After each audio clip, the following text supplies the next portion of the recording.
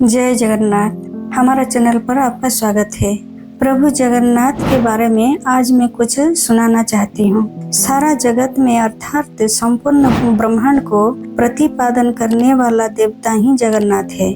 जो प्रभु जमुना कुल में कदम्ब कानन में संगीत करते हैं, जो प्रभु आनंद में गोपियों के साथ मुख और पद्म का मधुपान करते थे, रमा शंभु ब्रह्मा और इंद्र सब देवगण जिनका पद वंदन करते हैं, वही प्रभु जगन्नाथ मेरा नयन पथगामी हो।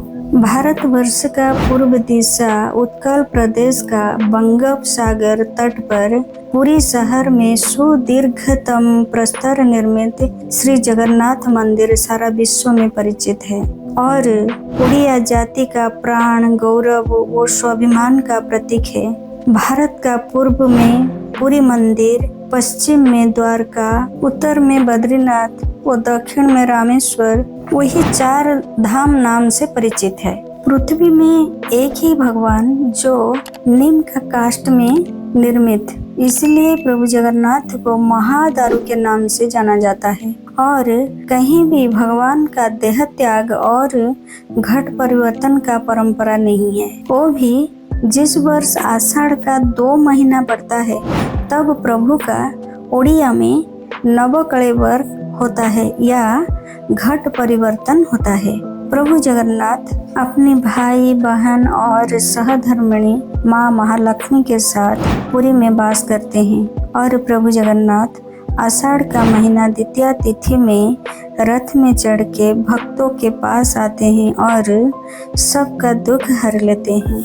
स्वयं जगन्नाथ का हाथ नहीं, पैर नहीं, कान नहीं, किंतु पूर्णत्व प्राप्ति का श्रेष्ठ पीठ श्री जगन्नाथ सारा विश्व में परिचित है। प्रभु जगन्नाथ हर साल में 15 दिन तक बुखार होता है। इन दिनों में ना कोई दैतापति, विद्यापति और विश्वावसु सबर कन्या से जात कोई भी व्यक्ति भगवान के दर्शन नहीं कर पाते हैं। प्रभु जगन्नाथ पूर्ण ब्रह्म, परम ब्रह्म, परमात्मा और ब्रह्ममय प्रभु जगन्नाथ किसी भी आकार में सीमित नहीं है, इसलिए वो निराकार स्वरूप प्रभु पुरुषो श्रेष्ठ और पुरुषोत्तम कहलाते हैं। माँ महालक्ष्मी इस क्षेत्र का अधिष्ठात्री देवी, इसलिए श्री क्षेत्र कहा जाता है। यहाँ श्री कभी नहीं छोड़ते, इसलिए श्री मंदिर नाम से परिचित। प्रभु जगन्नाथ के प्रसाद को महाप्रसाद कहा जाता है,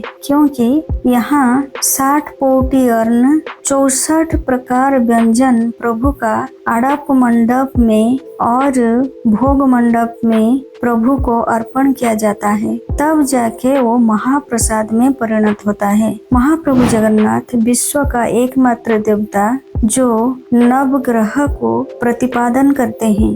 मान्यता है कि प्रभु का दोनों नेत्र सूर्य चंद्र का और उनका होठ मंगल ग्रह का प्रतीक, रथारूढ़ जगन्नाथ वामन बुध का प्रतीक, पित्त वस्त्र और स्वर्ण धारण करने से बृहस्पति का प्रतीक, काला बदन दक्षिण काली या शनि का प्रतीक, असंपूर्ण शरीर राहु और केतु का प्रतीक माना जाता है। इसलिए प्रभु जगन्नाथ को ही नवग्रह और संपूर्ण राशि चक्र माना जाता है।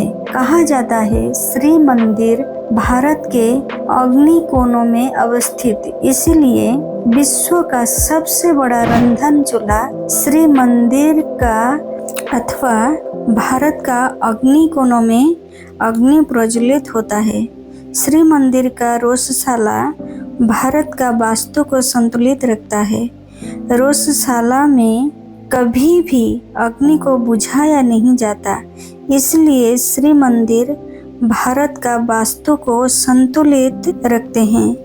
प्रभु जगन्नाथ को वास्तु पुरुष भी कहा जाता है और ये भी कहा जाता है कि श्री जगन्नाथ क्षेत्र से बहु साधु संत आध्यात्मिक साधना सफल करके प्रचार किए कि ईश्वर एक वो जगतमय जगतव्यापी। प्रभु जगन्नाथ सब धर्म को दर्शाते हैं। प्रमाणित है यीशु ख्रिस्ट 7 साल भारत में बिताए थे। कुछ साल हिमालय में और कुछ साल पुरी में आध्यात्मिक साधना किए थे। पुरी में अभी भी जोशी मठ के नाम से परिचित है। वैसे ही हर धर्म प्रभु जगन्नाथ से मिलते हैं। 10 अवतार में से बुद्ध देव को एक अवतार मानते हैं।